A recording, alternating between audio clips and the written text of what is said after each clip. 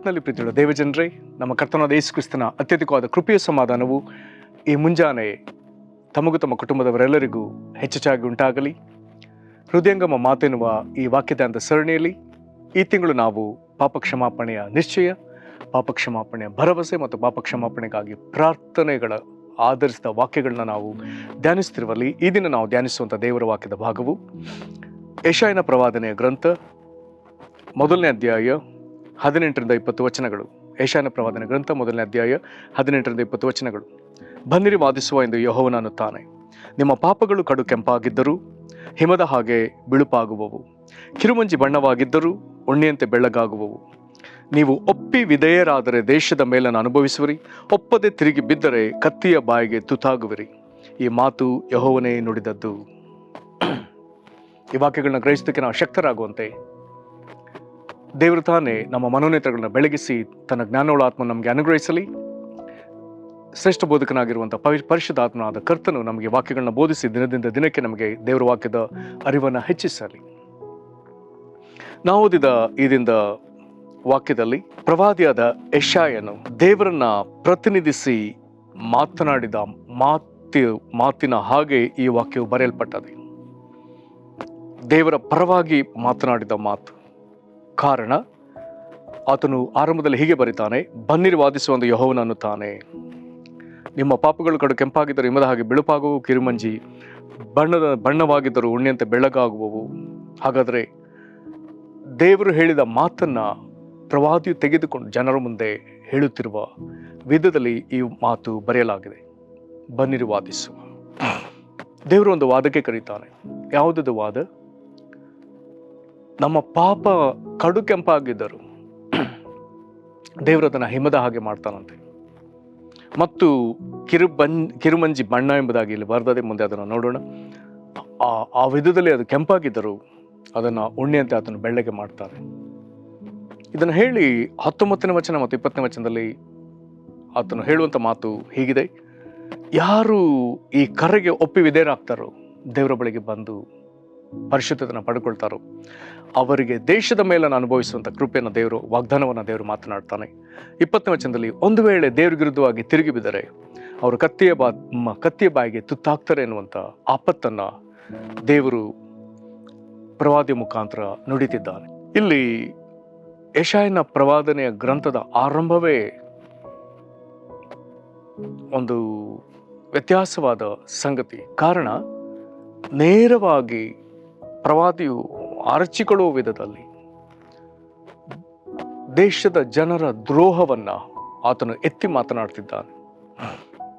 ಆರಂಭದಲ್ಲಿ ಹೀಗೆ ಆತನು 2ನೇ ವಚನದಲ್ಲಿ ಹೀಗೆ ಹೇಳ್ತಾನೆ, ಆಕಾಶವನ್ನ ಕರೀತಾನೆ, ಭೂಮಿಯನ್ನ ಕರೀತಾನೆ. ಹೇಗೆ ಹೇಳ್ತಾನೆ?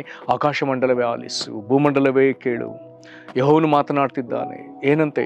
ನಾನು ಸಾಕಿಸಲ್ದ ಮಕ್ಕಳೇ ನನಗೆ ದ್ರೋಹ ಮಾಡಿದ್ದಾರೆ. ದೇವರ ಆಕಾಶಕ್ಕೆ ಭೂಮಿಗೆ ತನ್ನ ವೇದನೆಯನ್ನು ಹೇಳಿಕೊಳ್ಳುವ ವಿಧದಲ್ಲಿ ಬರೆಯಲಾಗಿದೆ. ಮತ್ತು 3ನೇ ವಚನದಲ್ಲಿ ಎತ್ತಿನ ಕುರಿತು ಕತ್ತೆ ಕುರಿತು ಹೇಳ್ತಾನೆ. ಎತ್ತಿಗೆ ಯಜಮಾನನ ಪರಿಚಯವಿದೆಯಂತೆ, ಅದರ ಒಡೆಯನ ಪರಿಚಯವಿದೆ. ಮತ್ತು ಕತ್ತೆಗೆ ಒಡೆಯನ ಮತ್ತು ಅವನ ಕೊಟ್ಟಿಗೆಯ ಗೋದಲಿ ಯಾವುದೆಂಬುದು ಗೊತ್ತಿದೆ. ಆದರೆ ಈಗ ಇಸ್ರೇಲ್ ಜನರ ಬಗ್ಗೆ ಬರ್ತದೆ, ಅವರಿಗೆ ತಿಳುವಳಿಕೆ ಇಲ್ಲ, ಅವರು ಆಲೋಚಿಸೋದಿಲ್ಲ. ಮುಂದೆ ಅವರಲ್ಲಿರುವಂಥ ನಾನಾ ವಿಧವಾದ ದ್ರೋಹಗಳು, ಅವರಿಗೆ ಪಾಪದ ನಿಮಿತ್ತ ಬಂದೋದಗಿರುವಂಥ ದೇಹದಲ್ಲಿರುವಂಥ ಬಾಧೆಗಳು, ಇದರ ನಿಮಿತ್ತವಾಗಿ ಇಡೀ ದೇಶಕ್ಕೆ ಆಗಿರುವಂಥ ನಷ್ಟಗಳು, ಯೆರೂಸಲೇಮ್ ಮಾತ್ರ ಉಳಿದು ಈಗ ಅದು ಯಾವ ಸ್ಥಿತಿಯಲ್ಲಿದೆ. ಇದನ್ನ ಹೇಳಿ ದೇವಜನರ ಯಾವುದೊಂದು ಚಟುವಟಿಕೆ ದೇವರಿಗೆ ಇಷ್ಟವಿಲ್ಲದ್ರಿಂದ ಮುಂದೆ ಆತನು 10ನೇ ವಚನದಿಂದ 14 ವಚನಗಳ ತನಕ ಆ ಜನರು ದೇವರ ಹೆಸರಿನಲ್ಲಿ ಮಾಡುವಂಥ ಎಲ್ಲ ಕಾರ್ಯಗಳನ್ನ ದೇವರು ಸಗಟಾಗಿ ತಳ್ಳಿಬಿಡುವ ಕಾರ್ಯಗಳನ್ನ ಅಲ್ಲಿ ಬರಿತಾನೆ.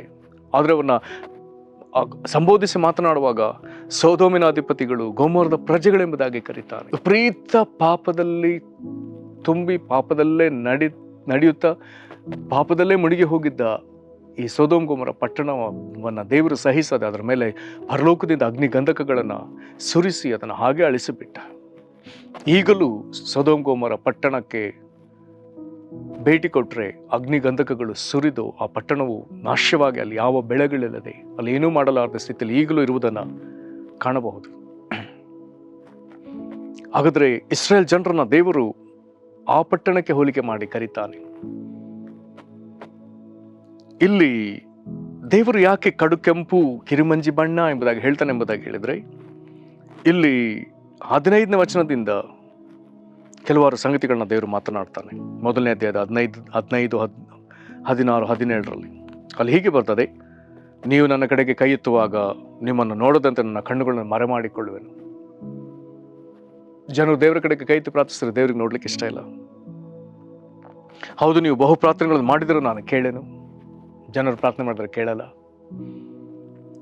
ಅದಕ್ಕೆ ಕಾರಣಗಳು ಕೊಡ್ತಾನೆ. ನಿಮ್ಮ ಕೈಗಳಲ್ಲಿ ರಕ್ತವು ತುಂಬಿದೆ. ಹಾಗಾಗಿ ದೇವರು ಹೇಳ್ತಾನೆ, ನಿಮ್ಮ ಪಾಪಗಳು ಕಡು ಕೆಂಪಾಗಿದ್ದರು, ಕಿರುಮಂಜಿ ಬಣ್ಣದಂತೆ ಇದ್ದರು, ಕಿರುಮಂಜಿನ ಬಣ್ಣವಾಗಿದ್ದರು, ಕೈಗಳಲ್ಲಿ ರಕ್ತ. ಹಾಗಾದರೆ ರಕ್ತಾಪರಾಧ, ಅದರರ್ಥ ಕೆಡುಕು, ಹಗೆತನ, ದ್ವೇಷ, ಕೊಲೆ, ರಕ್ತಾಪರಾಧ, ಸಹೋದರ ದ್ವೇಷವೇ ಇದಕ್ಕೆ ಕಾರಣ. ಅದು ರಕ್ತಾಪರಾಧಕ್ಕೆ ಸಮವಾದ ಸಂಗತಿಗಳು. ಹಾಗಾಗಿ ಆತನು ಹೇಳ್ತಾನೆ, ನಿಮ್ಮನ್ನು ತೊಳೆದುಕೊಳ್ಳಿರಿ, ಶುದ್ಧ ಮಾಡಿಕೊಳ್ಳಿರಿ, ನನ್ನ ಕಣ್ಣುದರಿಂದ ನಿಮ್ಮ ದುಷ್ಕೃತ್ಯಗಳನ್ನು ತೊಲಗಿಸಿರಿ, ದುರಾಚಾರವನ್ನು ಬಿಡಿರಿ, ಸದಾಚಾರವನ್ನು ಅಭ್ಯಾಸ ಮಾಡಿರಿ, ನ್ಯಾಯ ನಿರತರಾಗಿರಿ, ಹಿಂಸಕನನ್ನು ತಿದ್ದಿ ಸರಿಪಡಿಸಿರಿ, ಅನಾಥನಿಗೆ ನ್ಯಾಯ ತೀರಿಸಿರಿ, ವಿಧಿಯ ಪಕ್ಷವಾಗಿ ವಾದಿಸಿರಿ. ಇಲ್ಲಿ 16ನೇ ವಚನದಲ್ಲಿ ಯಾವುದನ್ನ ಬಿಟ್ಟು ಬಿಡಬೇಕು ಅಥವಾ ಯಾವುದರಿಂದ ನಮ್ಮನ್ನು ಶುದ್ಧೀಕರಿಸಿಕೊಳ್ಳಬೇಕು, 17ನೇ ವಚನದಲ್ಲಿ ಯಾವುದನ್ನು ನಾವು ಆಚರಿಸಬೇಕು, ಇದನ್ನು ಆತನು ಹೇಳಿ, ಈಗ ಇದನ್ನು ನಾವು ಓದಿದಂಥ ವಾಕ್ಯಕ್ಕೆ ಬರುವಾಗ ಆತನು ಹೇಳ್ತಿದ್ದಾನೆ, ಬನ್ನಿರಿ ವಾದಿಸುವ ಎಂದು ಯೆಹೋವನು ತಾನೆ. ಈಗ ದೇವರು ಹೇಳ್ತಿದ್ದಾನೆ, ನಿಮ್ಮ ಪಾಪಗಳು ಕಡು ಕೆಂಪಾಗಿದ್ದರು. ಪ್ರೇರೆ, ಒಂದು ವೇಳೆ ಸೊದೋಮ್ ಗೋಮೋರಕ್ಕೆ ದೇವರು ಇಲ್ಲಿ ಹೋಲಿಕೆ ಮಾಡಿದರೆ, ದೇವ ಜನರು ಅನಿಷ್ಟ ಸಂಗತಿಗಳಲ್ಲಿ ಅಥವಾ ಸ್ವಾಭಾವಿಕಕ್ಕೆ ವಿರುದ್ಧವಾದ ಚಟುವಟಿಕೆಗಳಲ್ಲಿ ತೊಡಗಿದವರು. ಸೊದೋಮ್ ಗೋಮೋರದ ಪಾಪದಲ್ಲಿ ಒಂದು ಘೋರವಾದ ಪಾಪ,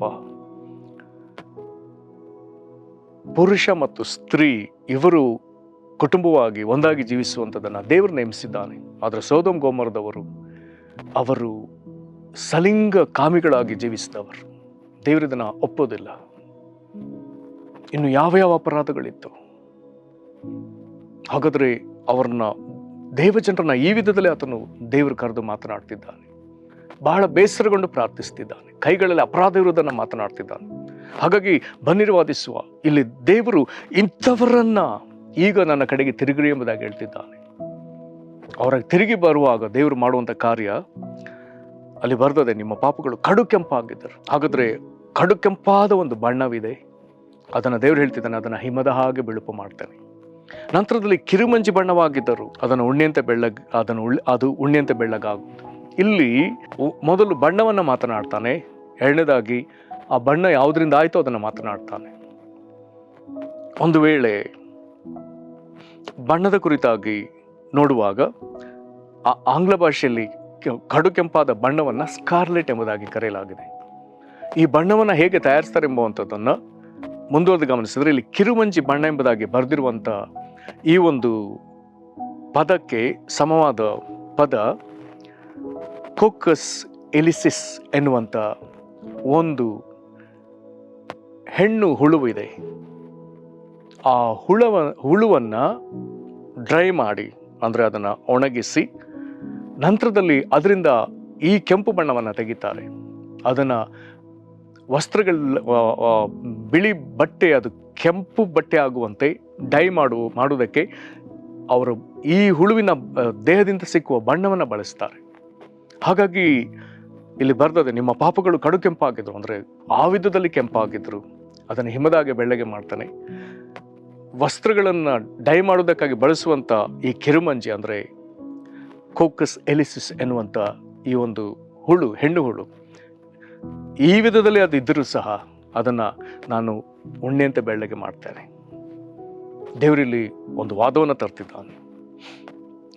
ಯಾರಿಗೆ? ಯಾರು ನೀವು ಒಪ್ಪಿ ವಿಧೇಯರಾದರೆ ದೇಶದ ಮೇಲೆ ನಾನು ಅನುಭವಿಸಿ, ನೀವು ಒಪ್ಪಿ ದೇವರಿಗೆ ವಿಧೇಯರಾದರೆ, ಹಿಂದೆಳಿದ ಪಾಪಗಳನ್ನೆಲ್ಲ ಬಿಟ್ಟು ಬಿಡುವುದಾದರೆ ನಾನು ನಿಮ್ಮನ್ನು ಶುದ್ಧಿ ಮಾಡ್ತೇನೆ ಎಂಬುದಾಗಿ ದೇವರು ಹೇಳ್ತಿದ್ದಾನೆ. ನಿಮ್ಮ ಕೈಗಳಲ್ಲಿ ಎಷ್ಟೇ ರಕ್ತವು ಕೆಂಪು ಅಪರಾಧವಿದ್ದರೂ ಅದನ್ನು ನಾನು ನಿವಾರಿಸ್ತೇನೆ ಅಂತ ಹೇಳ್ತಿದ್ದಾನೆ. ಅದು ಯಾವುದರಿಂದ ಆಯಿತು, ಅದರ ಒಂದು ಹುಳುದಿಂದ ಅದಾಗಿರೋದ್ರಿಂದ, ಇಂಥ ಒಂದು ಸಂಗತಿಯಿಂದ ನಿಮ್ಮ ಕೈ ಕೆಂಪಾಗಿದ್ರೆ ಅದನ್ನು ಸಹ ನಾನು ನಿವಾರಿಸ್ತೇನೆ. ಅದರ ಒಪ್ಪಿವಿದರಾದರೆ ತಿರುಗಿ ನೀವು ದೇಶದ ಮೇಲೆ ನಾನು ಅನುಭವಿಸ್ತೀರಿ. ಕಾರಣ ನಮಗೆ ಗೊತ್ತಾಗ್ತದೆ, ದೇಶ ಈಗಾಗಲೇ ಬೇರೆ ಸಾಮ್ರಾಜ್ಯದ ಒಂದು ದಬ್ಬಾಳಿಕೆಗೆ ಒಳಗಾಗಿ ಅನೇಕರು ಸೆರೆ ಹೋಗುವಂಥ ಸಂದರ್ಭ. ಹಾಗಾಗಿ ನೀವು ನನ್ನ ಕಡೆಗೆ ತಿರುಗಿಕೊಂಡ್ರೆ ನಾನು ನಿಮ್ಮನ್ನ ಉಳಿಸ್ತೇನೆ ಅಂತ ಹೇಳ್ತಿದ್ರೆ, ಒಂದು ವೇಳೆ ಅವಿಧೇಯತೆಯಲ್ಲೇ ಮುಂದುವರಿಯುವುದಾದರೆ ದೇವರು ಹೇಳ್ತಿದ್ದಾನೆ, ಕತ್ತೆಯ ಬಾಯಿಗೆ ತುತ್ತಾಗುವಿರಿ, ನಾಶವಾಗಿ. ಪ್ರೇರೆ, ವಿಧೇಯತೆಗೆ ಕರೆ ಕೊಟ್ಟು ದೇವರು ಮಾತನಾಡ್ತಿದ್ದಾನೆ. ವಿಧೇಯತೆಗೆ ಒಪ್ಪಿಕೊಂಡ್ರೆ ರಕ್ಷಣೆ, ಅವಿಧೇಯತೆಯಲ್ಲಿ ಮುಂದುವರಿಯುವುದಾದರೆ ನಾಶನ ನಿಶ್ಚಯ. ದೇವರು ಮಹಾದ್ರೋಹಿಗಳಾಗಿರುವ ಇವರನ್ನ ಕ್ಷಮಿಸೋದಕ್ಕೂ ಶುದ್ಧೀಕರಿಸೋದಕ್ಕಾಗೂ ತಾಳ್ಮೆ ತೆಗೆದುಕೊಂಡು ದಂಡಿಸದೆ ಅವ್ರನ್ನ ಕ್ಷಮಿಸೋದಕ್ಕೆ ಆತನ ತಾಳ್ಮೆ ತೆಗೆದುಕೊಂಡಿದ್ದಾನೆ. ಹಾಗಾದರೆ ಆತನ ಸ್ವರ ಕೇಳಿ ಆತನಿಗೆ ವಿಧೇಯರಾಗುವುದಕ್ಕೆ ನಾವು ತಾಳ್ಮೆ ತೆಗೆದುಕೊಳ್ಳುವಂಥದ್ದು ಅವಶ್ಯವಿದೆ. ದಂಡಿಸಲಿಕ್ಕೆ ಎಲ್ಲ ಹಕ್ಕು ಅರ್ಹತೆ ಸಾಮರ್ಥ್ಯವುಳ್ಳ ದೇವರು ಹಾಗೆ ಮಾಡದೆ ತಿರುಗಿ ನಮ್ಮನ್ನು ತನ್ನ ಕಡೆಗೆ ತಿರುಗಿಸಿಕೊಂಡು ಕರುಣಿಸಬೇಕಂತಿದ್ದಾನೆ, ರಕ್ಷಿಸಬೇಕೆಂದಿದ್ದಾನೆ. ಆತನಿಗೆ ಒಪ್ಪಿಸಿಕೊಡ್ಬೇಕಾಗಿದೆ. ಪ್ರಾರ್ಥನೆ ಮಾಡೋಣ. ಕರ್ತನೇ, ಮಹಾದ್ರೋಹಿಗಳಿಗೂ ನಿನ್ನ ಕಡೆಗೆ ತಿರುಗುವುದಕ್ಕೆ ಅವಕಾಶ ಕೊಟ್ಟಿದೆಯಲ್ಲ. ಕೈಗಳಲ್ಲಿ ರಕ್ತಾಪರಾಧವಿದ್ದರು